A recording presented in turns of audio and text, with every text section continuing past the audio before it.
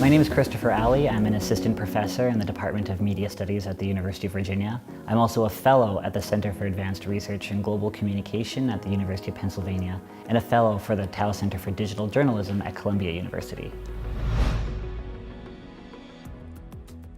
You know, I think that when we're having these conversations about the crisis of journalism and the future of journalism, we really tend to focus on the digital and the national, right? So we focus on BuzzFeed, we focus on Vice, we focus on the Huffington Post, we focus on the Wall Street Journal, the New York Times, and then maybe some of the metros as well.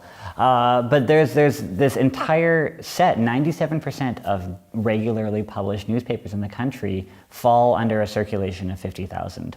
And so we really consider them a silent majority, and we've realized that no one knows their stories. No one knows how they're doing economically, how they're doing staffing-wise, what they're doing with content, what are they doing with digital technologies. And this was a story that we're hoping to tell with our research. So one of the things that we found in our research and looking at kind of some previous research as well is that small town newspapers, smaller market newspapers have weathered this crisis of journalism a lot better than their national and metro counterparts. And we identified a number of reasons for this. One of them is because they've been around for a long time. So there's a trust in this kind of incumbency when it comes to these smaller communities. Another thing is that they also happen to be quite often the only news voice in a town or even in a county. So when you're the only news voice, you're not experiencing a lot of competition. And this goes not only for competition for like subscriptions, but also competition for ads, right? So a lot of newspapers are telling us that their competition is not the local television station, it's Google and Facebook. But there is something about being in a smaller community where you can still attract the businesses that are also incumbent in that community. And now that is of course changing because we're seeing, you know, the rise of Amazon and of course of Walmart in smaller communities. So the mom and pop stores that would also advertise with small market newspapers are also diminishing. But we haven't seen that frantic pace of diminishment that we see at metro and national newspapers kind of affect small market newspapers. And I think another reason for this is that they've been able to learn. They've had the time, because they're the only news voice in a community, because there hasn't been that much competition. They've been able to learn from the successes and failures of kind of the national and metro newspapers and have been able to kind of find their own path. Sometimes it's been slow, sometimes it's been painfully slow. But you know, the newspapers that we talk to in our study are doing well and are optimistic, doing relatively well, and are optimistic about their future. So I think that the most successful small market newspapers make use of what we would think of as like low stakes, high reward digital media strategies. So for instance, Instagram, right? Instagram and high school students, and building kind of the long game and trying to get a good following on Instagram. And hopefully some of those followers will then turn into paper subscribers. The question of Facebook has been really interesting because our respondents in our study seem to be rather mixed about the benefits of Facebook. Some see it just social media in general as a waste of time because they don't have the resources. They do not have the staffing or employment or hours in a day to be able to have a fully functioning social media presence. But others have found this to be particularly useful. Websites have been another area where, you know, most of the newspapers we spoke to did have a website, but the quality of that website changes dramatically, everywhere from just a scan of the newspaper or a PDF copy to something much more sophisticated. We've seen some really interesting examples of partnerships that have allowed small market newspapers to take advantage of digital technology. We have one example where the newspaper has partnered with a hyperlocal online news source and doing a bit of a content sharing arrangement. We've seen another newspaper that have partnered with the community college to harness some of their students and do augmented reality segments, which have been really cool and have been quite successful for this newspaper. So it seems that the most successful strategies are those that also involve a partnership, so that it's not the newspaper always laying out their own time, their own money, their own staff. But we also saw that newspapers in these smaller communities are hungry for this knowledge. You know, they want to learn about video and live video and augmented reality and podcasting. So there is a desire there. So I think what this speaks to is an opportunity for us as a community of industry watchers and researchers to kind of take our knowledge directly to them and have these conversations with these newspapers. Aside from time and money, which are the two challenges that I think every news organization, maybe with the exception of BuzzFeed, are experiencing, the biggest one we encounter is the question of staffing, particularly the question or the challenge of recruiting and retaining young talent. I think that a lot of J schools, when people are coming out of school, they want to work for BuzzFeed. And the idea of a small town newspaper is perhaps not as appealing, whereas before it was seen as a bit of a progression, right? You cut your teeth at a small town newspaper and then you move up the ranks. Now it seems that we're skipping this step. So small towns and smaller markets are having a really hard time recruiting and retaining good talent.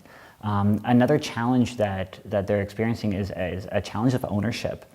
And there's a big divide in our respondents, and it seems in the industry, about kind of the locally owned or maybe small family-owned newspaper or series of newspapers. A family might own a couple in a community or an estate, versus the large chains.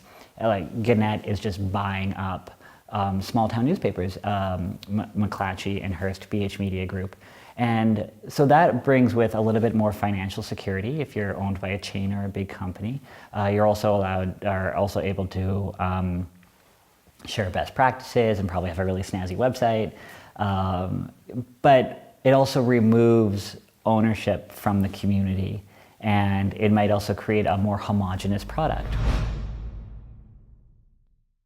When we have an example like the USA Today Network, what does that mean for output in terms of, is everything starting to look and feel the same?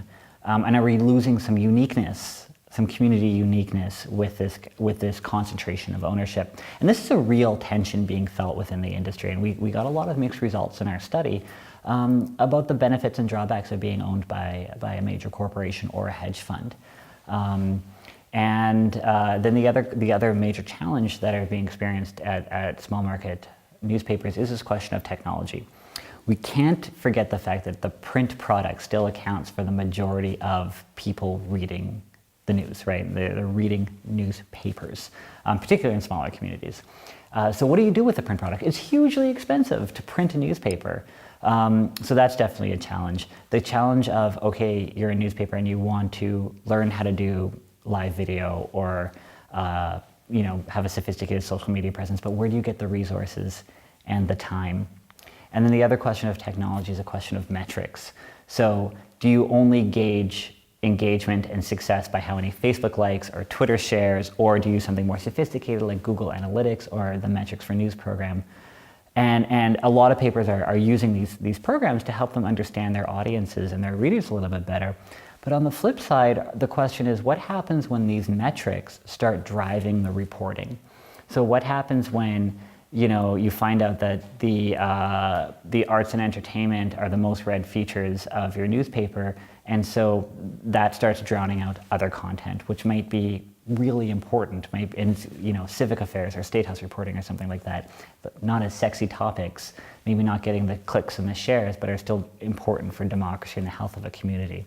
So I think there's a challenge here that not only small market newspapers, but all newspapers are going to have to face with how much to value and metrics, and how much to let that drive reporting. I think the important thing when we think about the future of news in smaller towns is that we're always going to have a need for local news.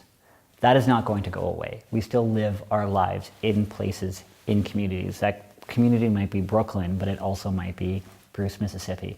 So we're always going to need news and information about our community. I think that the future of small town papers is not going to be a homogeneous story. It's not going to be one story where all newspapers are following the same path. I think that we're seeing different levels of innovation and experimentation in different communities, and that's something we're trying to flesh out with our story, with our research, is that it's not a homogeneous experience. So being able to say, well, this is where the industry is going, is actually quite difficult. I think that we're going to start to see more gravitation to weekly publication rather than every day. I think we're obviously going to see a lot more intervention in digital technologies, social media, but just particularly a web presence. But my hope is that we will see a balancing act of the kind of traditional reporting that we're used to and these kind of digital experiments, some of which may be a failure, some of which may take off. But it'd be great if we could reach kind of an equilibrium, not only in Bruce, Mississippi, but in Brooklyn or Charlottesville, Virginia, or Eugene, Oregon, where we're getting the news and information that we need as citizens and as consumers and as members of the community, but we're also realizing that the way we get access to information is changing, and newspapers need to be aware of that.